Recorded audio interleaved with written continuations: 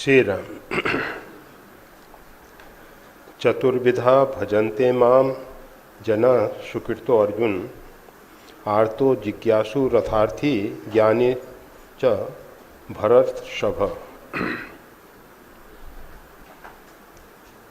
कल इस विषय में चर्चा की गई थी और ये भी कह दिया गया था कि आज सत्संग नहीं हो पाएगा। फिर भी दो शब्द कहे जाते हैं। भगवान श्री राम के, परमात्मा के चार प्रकार के भक्त हैं। शुक्ति चारों अनग उदारा, राम भक्त जग चार प्रकार।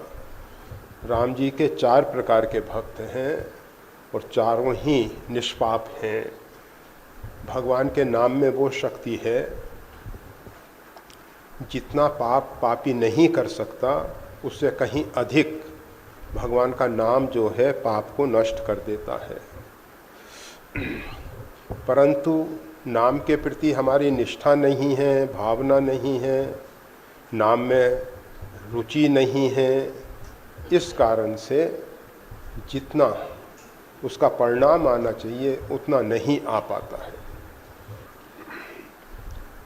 एक साग बेचने वाला बनिक हीरे की कीमत नहीं समझ पाता है। कीमती रत्न उसने जाने ही नहीं है, उनके विषय में वो क्या उसका मूल्यांकन करेगा। इसी प्रकार से हम सब जो हैं भगवत नाम की महिमा नहीं जानते हैं। मीरा जी को जब भगवत नाम प्राप्त हुआ तो नाचने लगें, पायो जी मैंने राम रतन धन पायो, वस्तु अमोल दी मेरे सद्गुरु, कृपा कर अपनायो। उनको उसका मूल्य मालूम है। वो जानती हैं कि ये साधारण रत्न नहीं है, ये तो चिंतामणि है। तो ये जो भगवान का नाम है, इसकी महिमा गरिमा हर एक व्यक्ति नहीं समझ पाता है। इस कारण से हम नाम को थोड़े से मूल्य में बेच देते हैं। शरीर में रोग आया, हम कहने लगते हैं कि देखो भगवान का नाम लेते हैं फिर भी रोग नहीं जा रहा।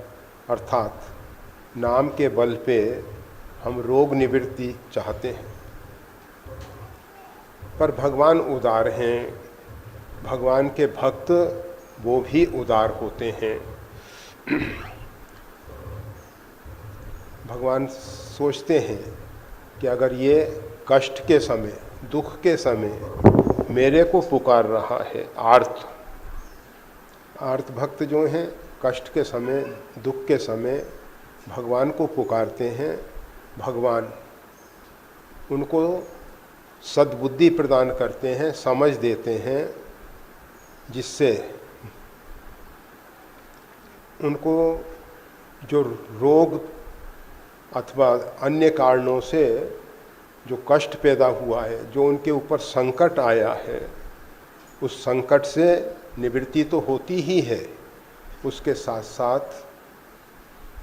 उनको समझ मिलती है, जिस समझ के कारण वो समझते हैं कि हमारा ये शरीर का प्रारब्ध था, जिस कारण से इस प्रकार की घटना घटित हुई है। भगवान उनको ददामी बुद्धि योगम तम, उनको बुद्धि योग प्रदान करते हैं, समझ देते हैं। इसी प्रकार से जो जिज्ञासु भक्त हैं, भगवान को जानने के लिए भगवान की भक्ति करते हैं। भगवान दयालु हैं, अपने स्वरूप का उनको बोध करा देते हैं। और जब व्यक्ति को परमात्मा के स्वरूप का बोध होता है, उस बोध के बाद वो परमात्मा का ही हो जाता है। जानत तुम्हें हो जाए। जो परमात्मा को जान लेता है वो परमात्मा का ही हो जाता है। फिर परमात्मा के अतिरिक्त उसको कुछ दूसरा ना तो दिखाई देता है ना सुनाई देता है। हम सब अभी उस कक्षा में नहीं पहुँचे हैं। हम अभी परमात्मा को नहीं जानते हैं। हम सोचते हैं परमात्मा एक देशीय है, एक क्षेत्र में बंधा हुआ है, एक काल में आबद्ध है, अमुक समय से अमुक समय तक है। ये सब भ्रांत धारणाएं हैं। परमात्मा जो हैं अनादि हैं, परमात्मा अनंत हैं। परमात्मा का अंत किसी ने नहीं पाया, परमात्मा का आदि किसी ने नहीं पाया। आदि अंत को जास न पावा। उस परमात्मा का ना तो आदि कोई जानता है ना अंत कोई जानता है। वो जो परमात्मा है वो अनादि है, वो अनंत है। परमात्मा चिद्घन है। परमात्मा के टुकड़े नहीं किए जा सकते। हम सोचें कि हम उनके अंश हैं, बिल्कुल सही बात है, हैं अंश, परंतु परमात्मा से अभिन्न अंश है। जिस प्रकार से समुद्र में जो जल भरा हुआ है उस जल का एक अणु H2O वो भी जल का ही अंश है, परंतु वो उस समुद्र से भिन्न नहीं है, वो समुद्र से अलग नहीं है। इसी प्रकार से ये जीव जो है परमात्मा से अलग नहीं है। परमात्मा में ही सार्वभौम अस्तित्व है और सार्वभौम अस्तित्व में परमात्मा है। परमात्मा जो है हमारी इस छोटी बुद्धि के द्वारा समझ में नहीं आता है। परमात्मा जब कृपा करते हैं और हमको विशेष प्रकार की प्रज्ञा देते हैं, विशेष प्रकार की बुद्धि देते हैं, प्रकृष्ट ज्ञान देते हैं, जिससे हम उस परमात्मा को पहचान पाते हैं, परमात्मा को समझ पाते हैं। परंतु जो सबके रहे ज्ञान एक रस, ईश्वर जीवई भेद कहू कस। हम सबका ज्ञान जो है थोड़े समय रहता है, फिर हमको विस्मृति हो जाती है। फिर हम संसार के मायिक जगत को ही सब कुछ मान लेते हैं। जो भ्रांत धारणाएं हैं उनको ही हम पकड़ के बैठ जाते हैं। कभी कभी परमात्मा की कृपा से समझ तो आती है कि परमात्मा सब जगह परिपूर्ण है, ना किसी का जन्म है ना किसी की मृत्यु है, क्योंकि परमात्मा अनादि हैं, परमात्मा अनंत हैं।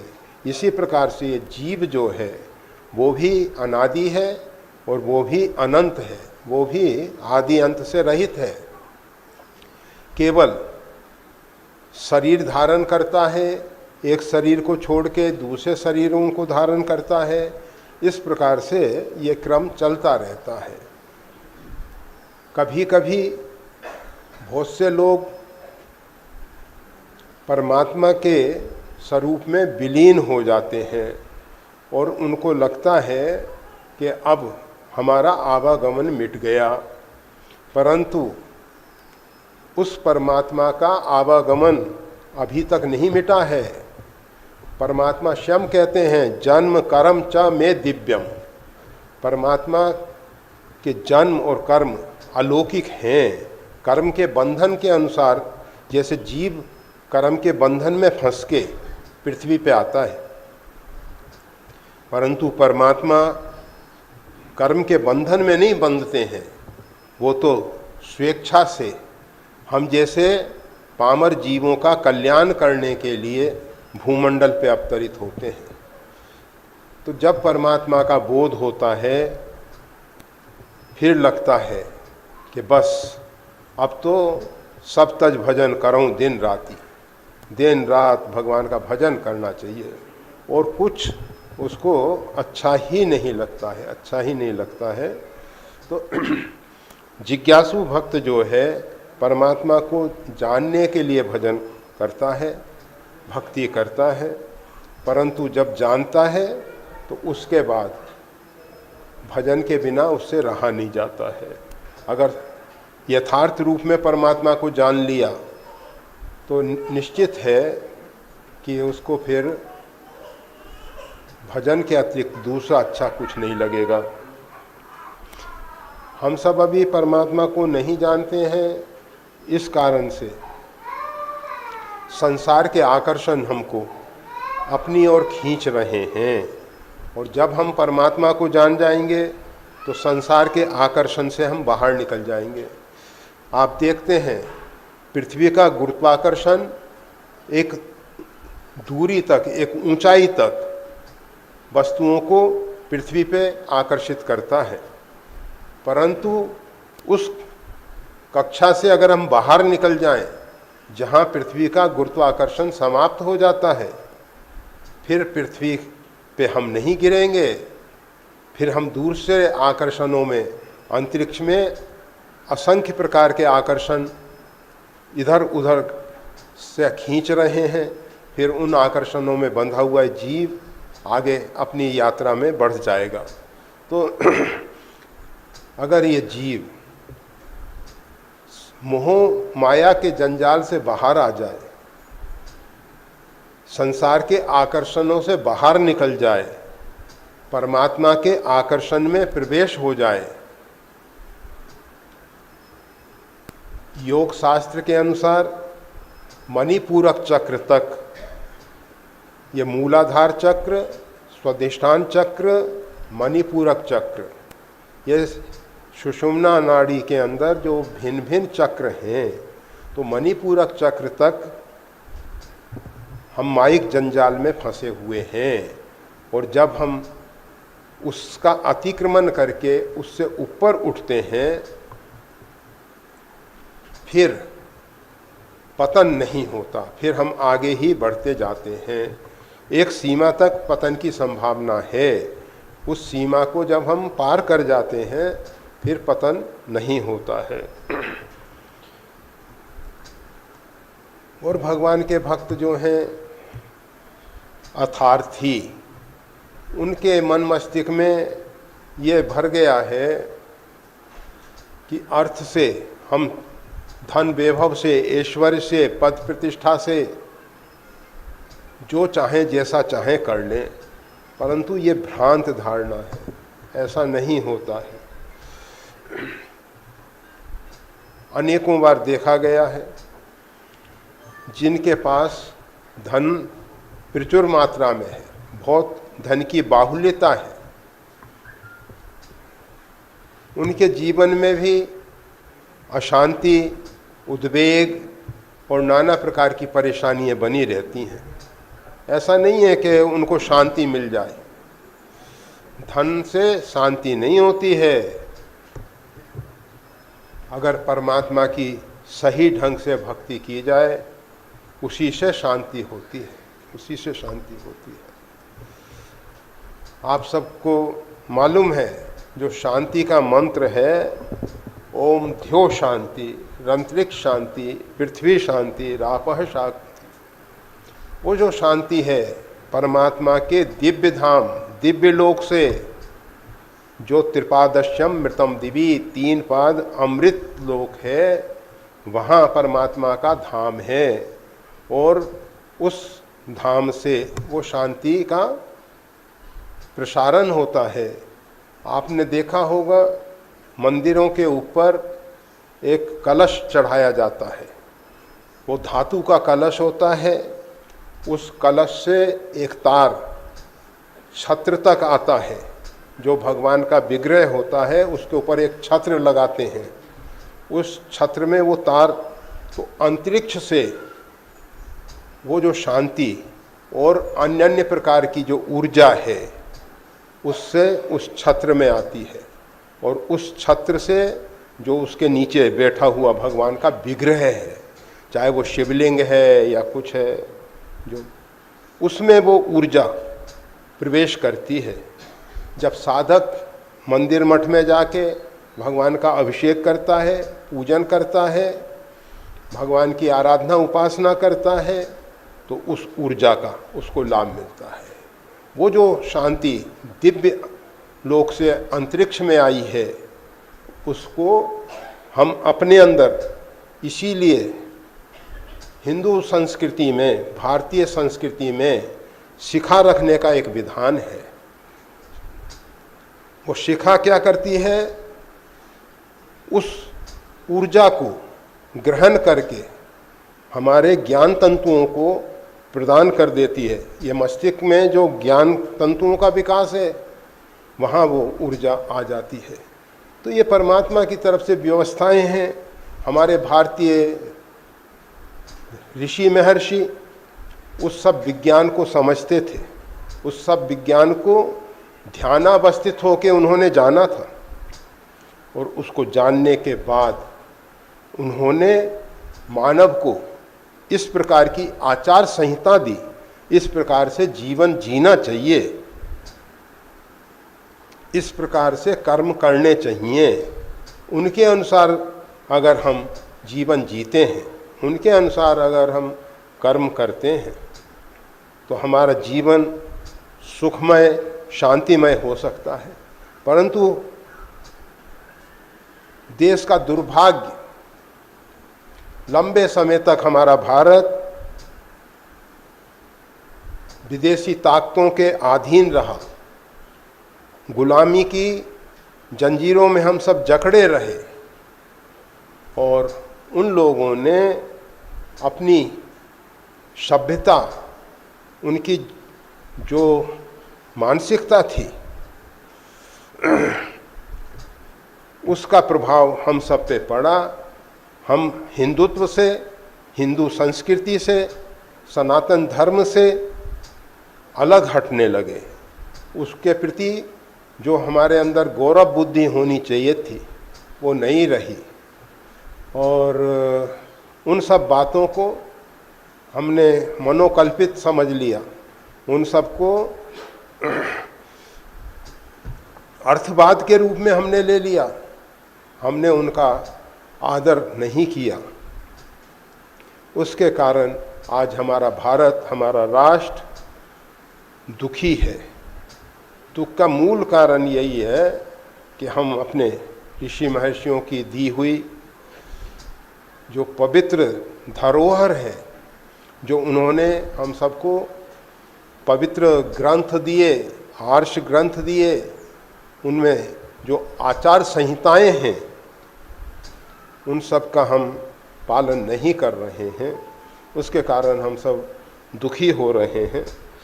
तो अथार्थी भक्त जो है, सोचता है, समझता है कि अर्थ से, धन वैभव से, ऐश्वर्य से, मान सम्मान से हम जो चाहें, जैसा चाहें कर लें, परंतु ऐसा होता नहीं।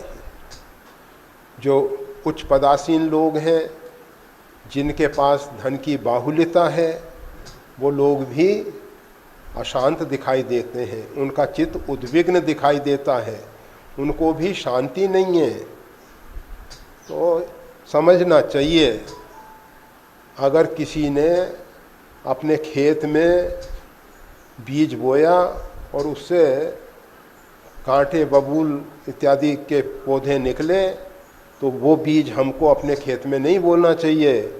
इसी प्रकार से जब हम देखते हैं कि अमुक व्यक्ति इस प्रकार के दुष्कर्म करने के कारण उसका विपरीत परिणाम भोग रहा है, तो हमको वैसा नहीं करना चाहिए। शास्त्र कहते हैं तो हमको स्वीकार कर लेना चाहिए। कभी कभी ऐसा होता है, पूर्वकृत जो हमारे कर्म हैं, उनके विषय में हमको मालूम नहीं है कि हमने पूर्व में क्या किया, परंतु कर्म फल बता देता है।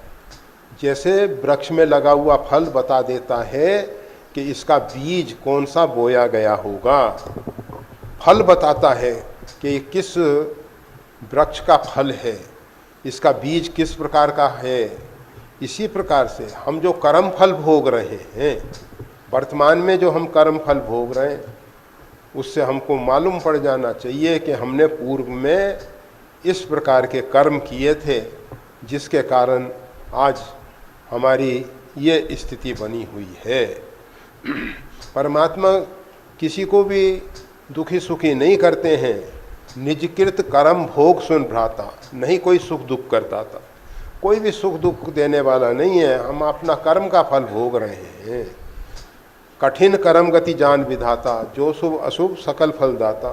वो विधाता कर्म की गति को जानते हैं और वो शुभ और अशुभ का फल देते हैं। तो इस प्रकार से हम जो भ्रांत धारणाओं से ग्रसित हैं कि अर्थ से सब काम हो जाएगा, वो हमारी धारणा टूटे छूटे और हम परमात्मा की बनाई हुई व्यवस्था जो हमारे ऋषियों ने शास्त्र के रूप में दी है।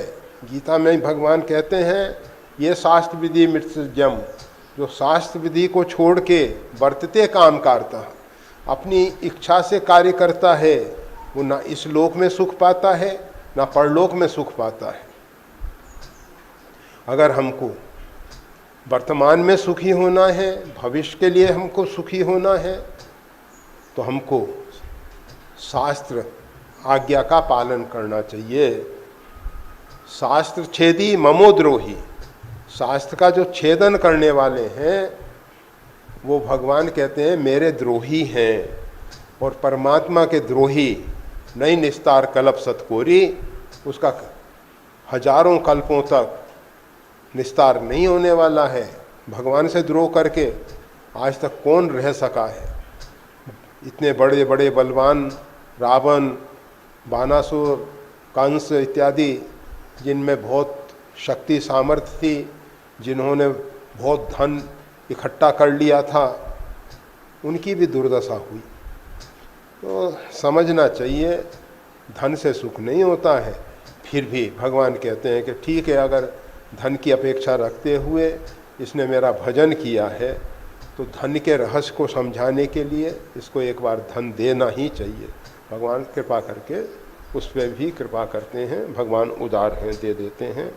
और ज्ञानी जो हैं भगवान के स्वरूप को जान के भगवान का भजन करते हैं। अब कहा जा रहा है तेषाम ज्ञानी नित्य युक्त एक भक्तिर विशिष्यते प्रियो ही ज्ञानीनो अत्यर्थमहम सच मम प्रिय। भगवान कह रहे हैं ज्ञानी जो है नित्य, हमेशा, अनवरत, निरंतर एकत्व भाव से, परमात्मा के प्रति एकत्व भाव से, अनन्य भाव से, अर्थात उसकी दृष्टि में परमात्मा के अतिरिक्त दूसरा कोई नहीं है। उमा जे रामचरण रत विगत काम मत क्रोध निज प्रभु देखई जगत कहीं सन करें विरोध। भगवान शंकर पार्वती जी से कहते हैं कि देखो पार्वती, जो भगवान के भक्त होते हैं वो निज प्रभुमय देखें जगत, इस जगत को प्रभुमय देखते हैं। किसी से उनका विरोध नहीं होता है, सबके प्रति उनका समत भाव होता है, सबके प्रति उनका प्रेम सौहार्द का भाव होता है। तो भगवान यहाँ कह रहे हैं ज्ञानी जो है, ज्ञान का लक्षण क्या है? ज्ञान मान जहाँ एक नाही देखें ब्रह्म समान जग माही। ज्ञानी उसको कहते हैं कि जिसको किसी भी प्रकार के मान सम्मान की इच्छा नहीं रही है, मान सम्मान से ऊपर उठ गया है, उसकी सब मान्यताएं धारणाएं गिर गई हैं, वो सर्वत्र परमात्मा से परिपूर्ण देखता है। संपूर्ण जगत जो है परमात्मामय है, परमात्मा के अतिरिक्त किंचित मात्र भी दूसरी सत्ता नहीं है। तो ऐसा जो ज्ञानी भक्त है, केवल शुष्क ज्ञानी नहीं है, वो ज्ञानी भक्त है। तो वो जो ज्ञानी भक्त है, भगवान कहते हैं प्रियो ही ज्ञानीनो, ऐसा जो ज्ञानी भक्त है वो भगवान को प्रिय है। अहम सच मम प्रिय, वो मेरे को प्रिय है और वो मेरे प्रति प्रेम और सौहार्द का भाव रखता है। ज्ञानी भक्त भगवान को अपना मानता है, भगवान ज्ञानी भक्त को अपना मानते हैं। जिन्हीं राम जानत कर मोरे, हम सब सेवक अति बड़भागी, हम सब बहुत बड़भागी सेवक हैं, क्योंकि संतत सगुण ब्रह्म अनुरागी। हम उस सगुण साकार रूप में परमात्मा के साथ जुड़ के उनकी लीलाओं में सहभागी हो रहे हैं। तो इस प्रकार से भगवान ने ज्ञानियों के विषय में कहा है। और फिर इसके बाद और भी ये सब भक्त जो हैं उदार हैं, ज्ञानी तो साक्षात परमात्मा का ही स्वरूप है, इस प्रकार से बताएंगे। और फिर ज्ञान की दुर्लभता, क्यों एक जन्म में साधना का ये परिणाम नहीं है। बहुना जन्म नामन्ते ज्ञानवान माम प्रपद्यते, ये एक जन्म में नहीं हो जाता है, अनेक जन्म लेने पड़ते हैं और उसके बाद वो उस कक्षा में पहुंचता है। वासुदेव सर्वमिति स महात्मा सुदुर्लभ, उसकी दृष्टि में सब वासुदेवमय हो जाता है, ऐसा महात्मा अत्यंत दुर्लभ है। तो इस प्रकार से ये सब बातें कहेंगे भगवान, और इस सब की चर्चा समय की मर्यादा के अनुसार हम सब फिर करेंगे। आज के लिए बस इतना ही।